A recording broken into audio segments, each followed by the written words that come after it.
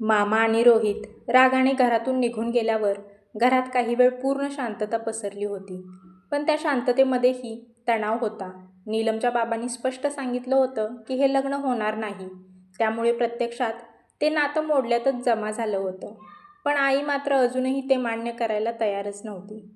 संध्याकाळ झाली. नीलम तिच्या खोलीत शांत बसली होती. दिवसभराचा सगळा प्रसंग तिच्या डोक्यात फिरत होता. तेवढ्यात आई रागाने तिच्या खोलीत आली. ती म्हणाली, "हे सगळं तुझ्यामुळे झालं आहे." नीलम शांतपणे आईकडे पाहत होती. "इतकं चांगलं नातं होतं, आपलेच लोक, आणि तूच सगळं बिघडवलंस." नीलम काही बोलली नाही. आई तिच्या जवळ बसली आणि थोड्या मवाळ आवाजात म्हणाली, "बघ नीलम, आयुष्य असंच असतं. सगळं आपल्या मनासारखं होत नाही. रोहित कसा आहे ते नंतर सगळं ठीक होतं. लग्नानंतर माणूस बदलतो."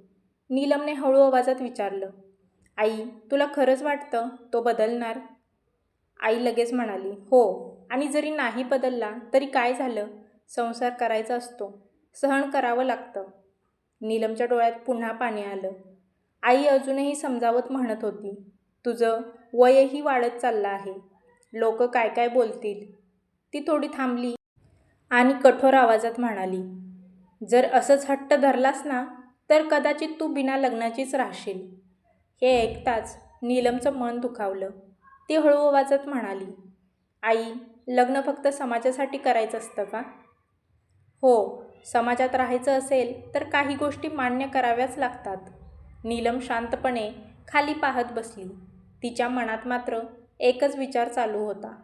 लग्न म्हणजे आयुष्याचा निर्णय, की फक्त समाजाला दाखवण्यासाठी केलेली तडजोड?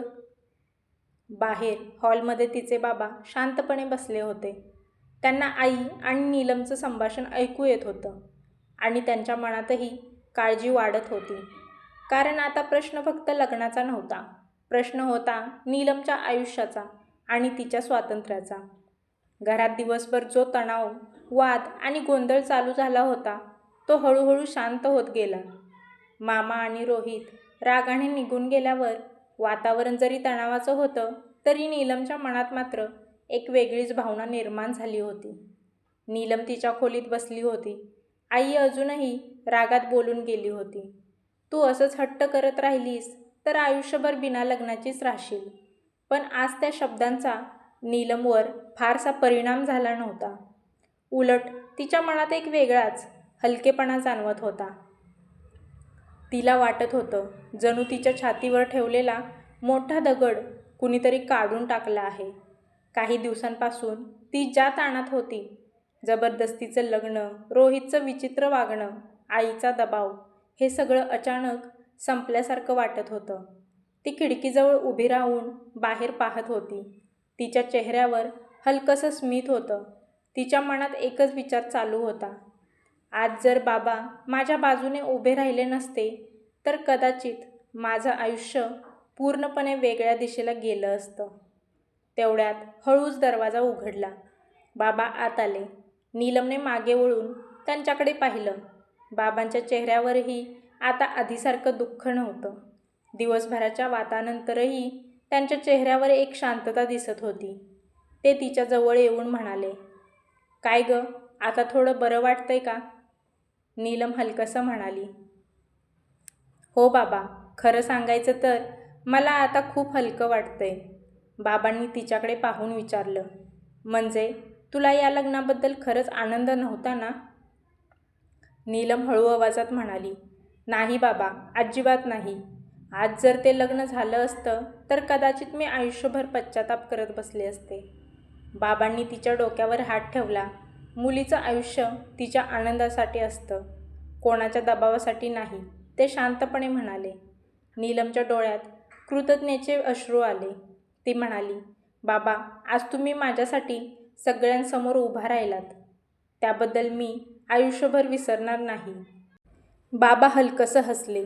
"मुलीसाठी उभं राहिलं नाही तर बाप कसला?" ते म्हणाले.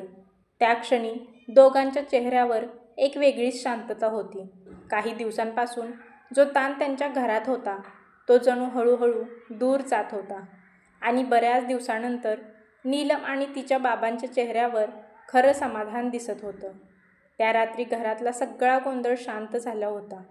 बाहेर अंधार पसरला होता, पण नीलमच्या मनात मात्र अनेक दिवसांनंतर एक हलकं वाटणारं शांत वातावरण होतं. ती आणि बाबा हॉलमध्ये शांत बसले होते. आई अजूनही थोडी रागात होती आणि स्वयंपाकघरात काम करत होती. काही क्षण शांततेनंतर बाबा हळू आवाजात म्हणाले, नीलम, एक गोष्ट विचारू का? नीलम त्यांच्याकडे पाहू लागली. विचारा ना बाबा. बाबा म्हणाले, तो प्रदीप तुला खरंच आवडतो का? हा प्रश्न ऐकताच नीलम काही क्षण गप्प बसली. तिच्या मनात अनेक भावना एकदम जाग्या झाल्या. ती हलकं हसली, पण तिच्या डोळ्यात पाणी होतं. ती म्हणाली, बाबा, मी आधी स्वतःलाच समजावत होते की मला तो फक्त एक चांगला मित्र वाटतो.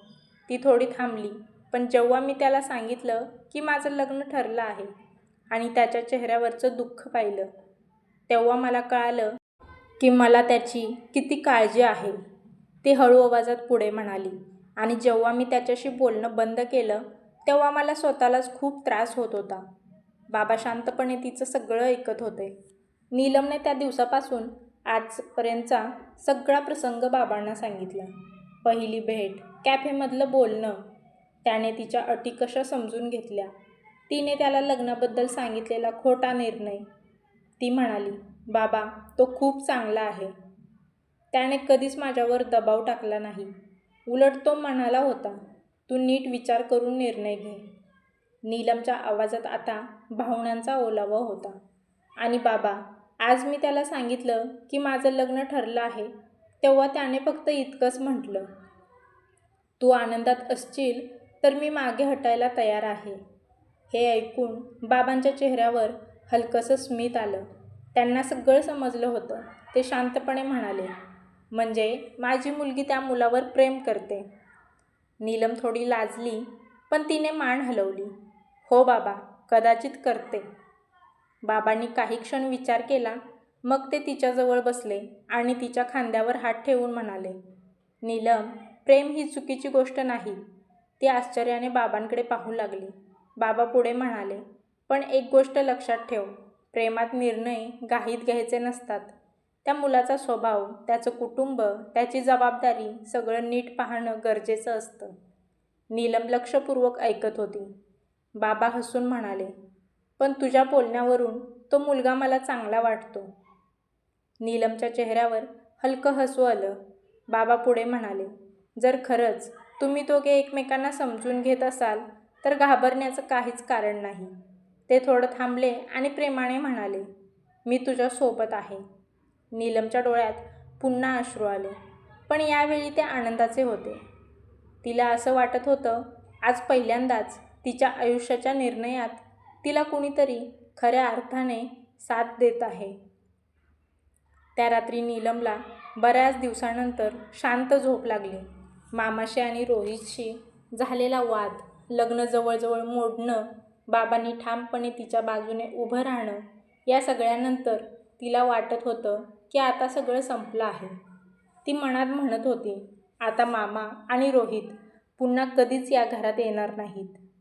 तिला वाटत होतं की घरात पुन्हा शांतता येईल आणि ती तिच्या आयुष्याबद्दल शांतपणे विचार करू शकेल. दुसऱ्या दिवशी सकाळी नीलम ऑफिसला जायची तयारी करत होती. बाबा पेपर वाचत बसले होते आणि आई अजूनही थोडी नाराज दिसत होती. तेवढ्यात दारावर बेल वाजली. आईने जाऊन दार उघडलं आणि दारात रोहित उभा होता. आई क्षणभर थबकली. तू? ती आश्चर्याने म्हणाली. रोहितचा चेहरा कालसारखा रागीट नव्हता. तो शांत दिसत होता. तो हळू आवाजातच म्हणाला, मला नीलमशी बोलायचं आहे. घरात बसलेले बाबा हे ऐकून बाहेर आले. त्यांच्या चेहऱ्यावर नाराजी स्पष्ट दिसत होती. कशासाठी आला आहेस? त्यांनी थंड आवाजात विचारलं. रोहित थोडा खाली पाहत म्हणाला, काल जे काही झालं त्यासाठी मला माफी मागायची आहे. हे ऐकून नीलमही तिच्या खोलीतून बाहेर आली. ती रोहितकडे पाहून थोडी गोंधळली. कालच इतका उद्धटपणे बोलणारा रोहित आज इतका शांत दिसत होता. रोहित नीलमकडे पाहून म्हणाला, नीलम, काल मी खूप रागात होतो. काही गोष्टी चुकीच्या बोललो, त्यासाठी सॉरी. घरात काही क्षण शांतता पसरली. नीलमच्या आईने त्याला माफी मागण्यासाठी सांगितले होते. त्यामुळेच तो पुन्हा आला होता. कारण आईला वाटत होतं हे नातं तोडायला नको. बाबा अजूनही गंभीर होते. माफी मागायला इतक्या लवकर आठवलं? त्यांनी विचारलं. रोहित थोडं हसण्याचा प्रयत्न करत म्हणाला, काल सगळं अचानक झालं. मला पण खूप राग आला होता. पण रात्री विचार केला तेव्हा वाटलं की मी चुकीचं बोललो. आपण नातेवाईक आहोत. छोट्या छोट्या गोष्टींसाठी इतका मोठा वाद व्हायला नको. आईच्या चेहऱ्यावर थोडी आशा दिसू लागली. ती म्हणाली, बघा ना, मुलगा स्वतः माफी मागायला आला आहे. पण नीलम मात्र शांतपणे रोहितकडे पाहत होती. तिला त्याचं थोडं वागणं अस्वाभाविक वाटत होतं. काल इतका रागाने निघून गेलेला रोहित आज इतक्या सहजपणे माफी मागायला आला होता. तिच्या मनात एक शंका डोकावू लागली. तो खरंच माफी मागायला आला आहे की त्याच्या मनात अजून काही वेगळा विचार आहे? रोहित दारात उभा राहून शांतपणे बोलत होता. पण घरातल्या सगळ्यांच्या मनात अजूनही कालच्या वादाची आठवण ताजी होती. आईला मात्र वाटत होतं की कदाचित आता सगळं पुन्हा जुळून येईल. रोहित नीलमकडे पाहून म्हणाला, नीलम, काल मी जे काही बोललो ते खरंच चुकीचं होतं. रागाच्या भरात मी काहीही बोलून गेलो. पण मला आता वाटतं आपण इतक्यावर सगळं संपवू नये. नीलम शांतपणे त्यांचं बोलणं ऐकत होती. रोहित पुढे म्हणाला, आपण लग्न ठरवलं होतं. घरचेही तयार होते. इतक्या छोट्या गोष्टीसाठी नातं मोडणं योग्य नाही. हे ऐकताच नीलमने हळूच दीर्घ श्वास घेतला. ती 2 पावलं पुढे आली आणि शांत पण ठाम आवाजात म्हणाली, रोहित, काल जे झालं ते छोटं नव्हतं. काल तुम्ही माझ्याबद्दल जे बोललात आणि बाबांबद्दल जे शब्द वापरले ते मी कधीच विसरू शकत नाही. रोहित थोडा अस्वस्थ झाला. अरे, मी तर माफी मागतो आहे ना आता, तो म्हणाला. पण नीलमने हलकेच डोकं हलवलं. ती म्हणाली, माफी मागणं चांगली गोष्ट आहे. पण काही गोष्टी इतक्या खोल दुखावतात की फक्त सॉरी म्हणल्यावर सगळं पूर्वीसारखं होत नाही. रोहितचा चेहरा बदलू लागला. नीलम पुढे स्पष्टपणे म्हणाली, आणि एक गोष्ट मी पुन्हा स्पष्ट सांगते. ती थोडी थांबली आणि पुन्हा मोठ्या आवाजात म्हणाली, आपलं लग्न आता होऊच शकत नाही. हे ऐकताच आई एकदम घाबरली. नीलम, ती म्हणाली, असं सरळ नकार देऊ नको. पण नीलम आता ठाम होती. ती रोहितकडे पाहून म्हणाली, आपण दोघे एकमेकांसाठी योग्य नाही. आणि जबरदस्तीने लग्न केलं तर दोघांचंही आयुष्य खराब होईल. रोहितच्या चेहऱ्यावरचा शांतपणा हळूहळू नाहीसा होत होता.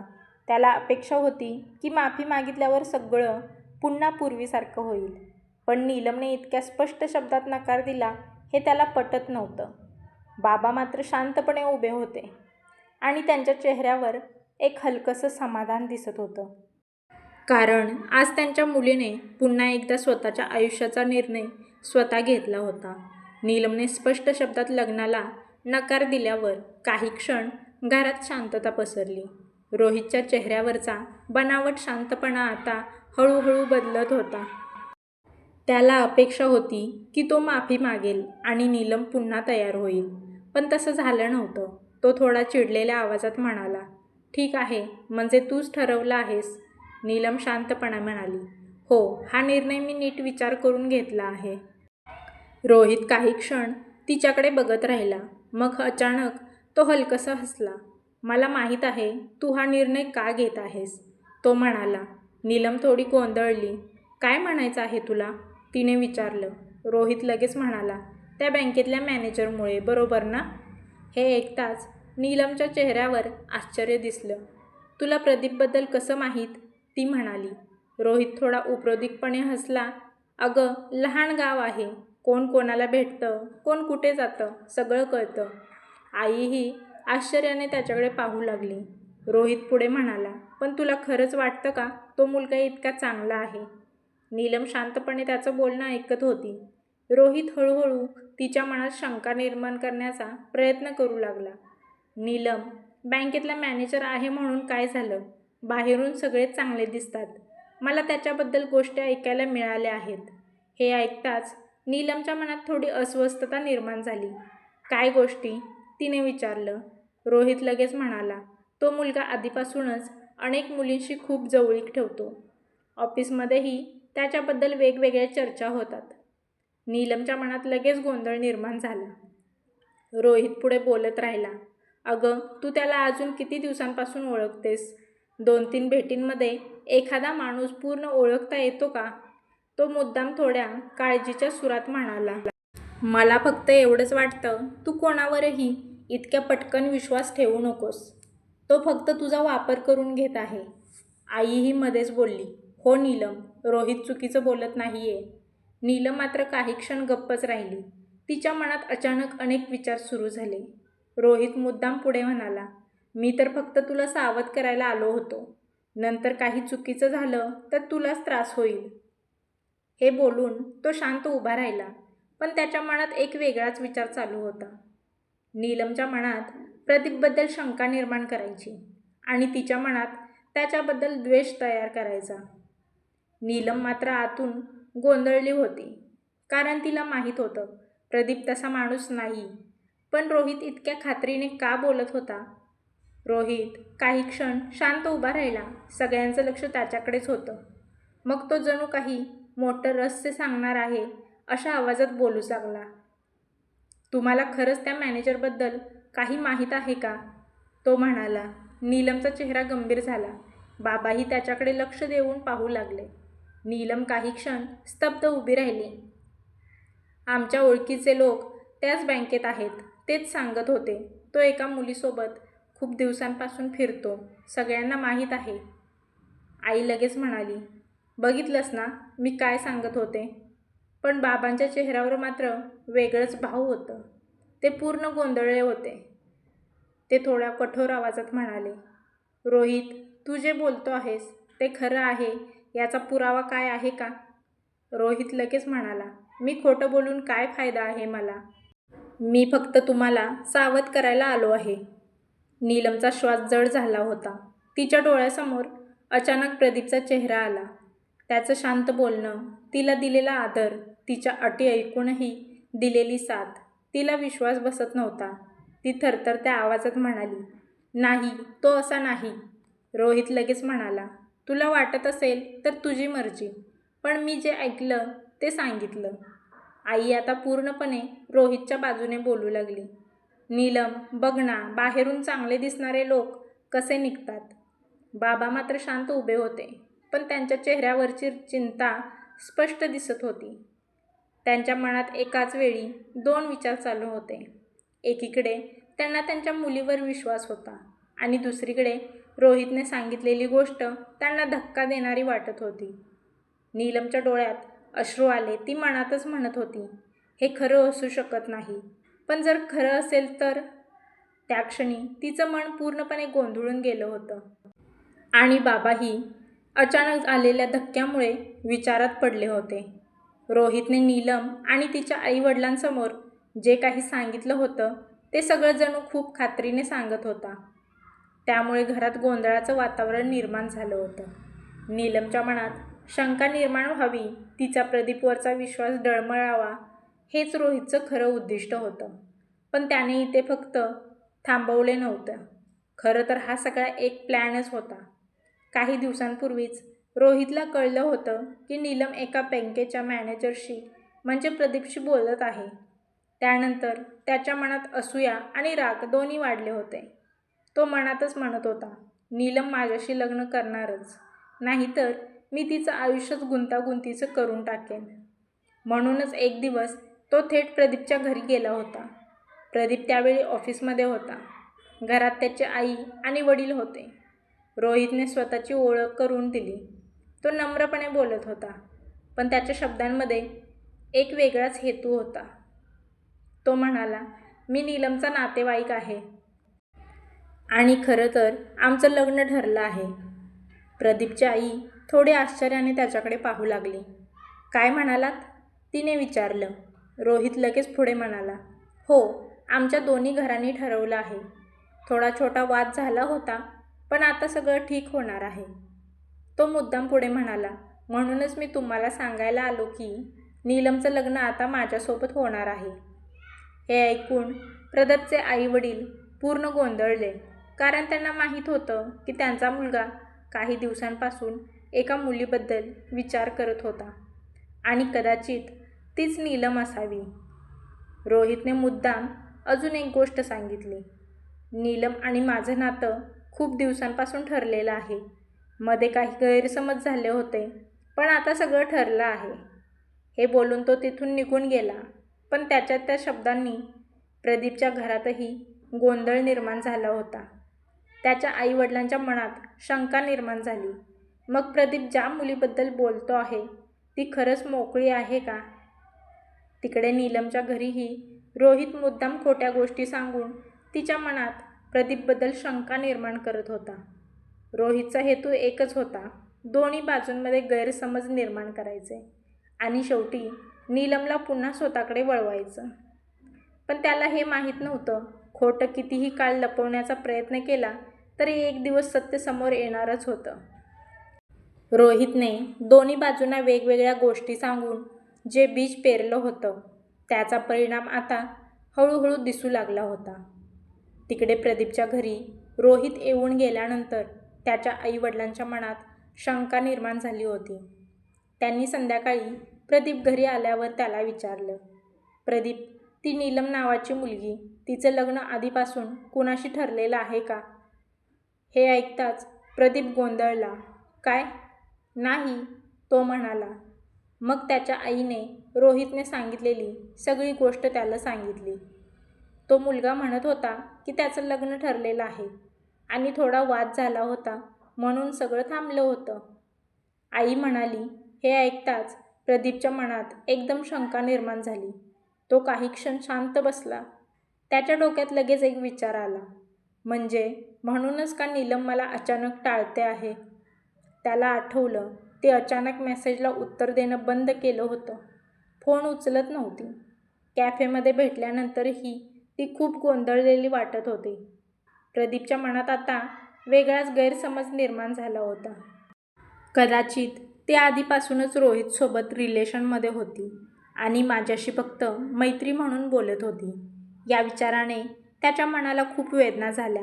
पण तरीही त्याला नीलमवर पूर्णपणे संशय घ्यायचा नव्हता. त्याने ठरवलं एकदा तिच्याशी थेट बोलायचं. त्या रात्री त्याने नीलमला फोन केला. फोन वाजत राहिला पण कुणीच उचलला नाही. त्याने पुन्हा फोन केला, पुन्हा रिंग, पण उत्तर नाही. त्याने मेसेज पाठवला, नीलम, तुझ्याशी एकदा बोलायचं आहे. पण त्या मेसेजला देखील उत्तर आलं नाही. तिकडे नीलमच्या मनातही वेगळाच वादळ सुरू होतं. रोहितने सांगितलेली गोष्ट, प्रदीप आधीपासूनच दुसऱ्या मुलीसोबत रिलेशनशिपमध्ये आहे, हा विचार तिच्या मनात सतत फिरत होता. ती मनात म्हणत होती, जर तो खरंच दुसऱ्या मुलीसोबत असेल तर मी त्याच्यावर इतका विश्वास का ठेवला? त्या रागाने आणि दुःखाने तिने त्याचे फोन उचलणं बंद केलं. फोन वाजला की ती मोबाईलकडे पाहायची. स्क्रीनवर नाव दिसायचं आणि तिचं मन अजून दुखायचं. ती मनातच म्हणायची, आता बोलून काय फायदा? जर सगळं खोटं असेल तर? प्रदीप मात्र वारंवार प्रयत्न करत होता. दिवसातून अनेक वेळा तो फोन करत होता, कधी मेसेज पाठवत होता, पण नीलमकडून कोणतंच उत्तर येत नव्हतं. आता दोघांच्या मनात एकच गोष्टी होती, एकमेकांबद्दलचा गैरसमज. आणि त्या गैरसमजामुळेच दोन मनं जी एकमेकांच्या खूप जवळ आली होती ती हळूहळू दूर जाऊ लागली होती. रोहितने जे काही सांगितलं होतं त्याचा परिणाम काही दिवस नीलमच्या मनावर झाला होता. तिच्या मनात प्रदीपबद्दल शंका निर्माण झाली होती. पण तिच्या मनाला सतत एकच प्रश्न सतावत होता, जर तो खरंच चुकीचा असता तर त्याच्या बोलण्यात इतकी प्रामाणिकता कशी जाणवली असती? एक दिवस नीलमच्या ऑफिसमधल्या एका सहकार्याने सहज बोलताना एक गोष्ट सांगितली. तो म्हणाला, अगं, तो मॅनेजर प्रदीप ना, माझा मित्र आहे. तो तर खूप शांत आणि सरळ स्वभावाचा आहे. त्याचं कोणत्याही मुलीसोबत अफेअर वगैरे काही ऐकलं नाही कधी मी. हे ऐकताच नीलम थोडी विचारात पडली. तिने थोडी चौकशी केली आणि हळूहळू तिला समजलं की रोहितने ज्या मुलाबद्दल माहिती काढली होती तो प्रदीप नव्हताच. तो दुसऱ्या शाखेतला दुसरा मुलगा होता. पण रोहितने मुद्दाम त्या गोष्टीला प्रदीपशी जोडून सांगितलं होतं. हे कळताच नीलमच्या मनात एकदम राग आणि पश्चाताप दोन्ही आले. ती मनात म्हणाली. मी इतक्या सहज त्याच्यावर संशय घेतला आणि त्याचे फोनही उचलले नाहीत. त्या रात्री ती बराच वेळ मोबाईलकडे बघत बसली. प्रदीपचे जुने मिस कॉल आणि मेसेज तिच्या नजरेसमोर होते. शेवटी तिने धीर धरून स्वतःच त्याला फोन केला. फोन वाजला. दुसऱ्याच रिंगमध्ये प्रदीपने फोन उचलला. त्याचा आवाज थोडा शांत पण दुखावलेला होता. हॅलो नीलम. नीलम काही क्षण बोललीच नाही. मग हळू आवाजात म्हणाली, सॉरी, मी तुमचे फोन उचलले नाहीत. प्रदीप थोडा शांत झाला. तो म्हणाला, काही प्रॉब्लेम झाला होता का? तेव्हा नीलमने हळूहळू सगळी गोष्ट सांगायला सुरुवात केली. रोहितने सांगितलेल्या गोष्टी, तिच्या मनात आलेला संशय आणि नंतर तिला कसं कळलं की ती माहिती चुकीची होती. प्रदीप काही क्षण शांत होता. मग हलकसं हसत म्हणाला, म्हणजे तुम्ही माझ्यावर खरंच संशय घेतला का? नीलम लाजत म्हणाली, थोडा, पण आता नाही. त्या क्षणानंतर दोघांचं बोलणं पुन्हा मोकळं झालं. ते बराच वेळ फोनवर बोलत राहिले. नीलम पहिल्यांदाच त्याच्याशी पूर्ण मन मोकळेपणाने बोलत होती.